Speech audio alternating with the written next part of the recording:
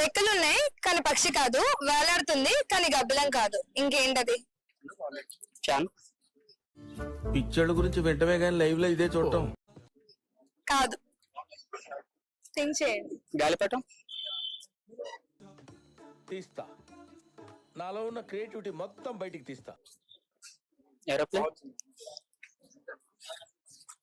చిన్నప్పుడు ఆడుకున్న ఏరోప్లైన్, గాలిపటాలు అవన్నీ చెప్తారా మాకు? పుచ్చుకోండి.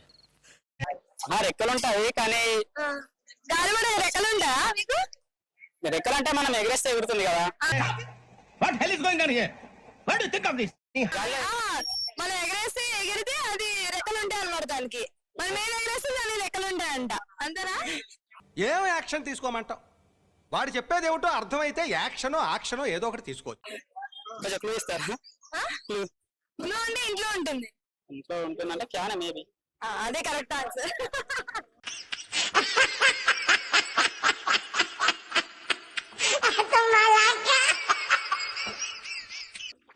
అంటే ఫస్ట్ కరెక్ట్ ఆన్సర్ అంటే క్రేజీ ఆన్సర్స్ అన్ని రావు కదా.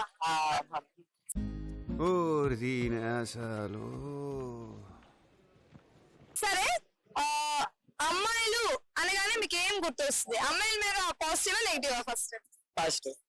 సాంప్రదాయిని సుప్పిని సుఖ పూసని. సరే, పాజిటివ్ 3 లైన్స్ షార్ట్ కట్ లో చెప్పండి. 3 లైన్స్ అంటే అమ్మాయిల గురించి అంటే ఫస్ట్ నాకు గుర్తొచ్చింది మా అమ్మ. మీ మమ్మీ ఓకే, ఫస్ట్ మీ మమ్మీ గుర్తొస్తారు అమ్మాయిలు అనగానే. Okay, second sisters. థర్డ్ దాదాపు పర్సన్స్ ఇంకా మన లైఫ్ లోకి రాలేదు.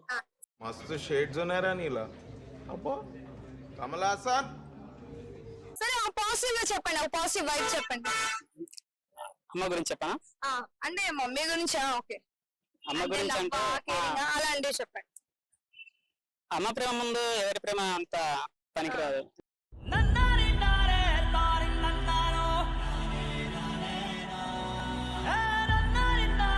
ఎందుకంటే చిన్నప్పటి నుండి మనల్ని కని పెంచి మనకి ఏ కష్టం వచ్చినా గానీ అమ్మే చూసుకుంటుంది.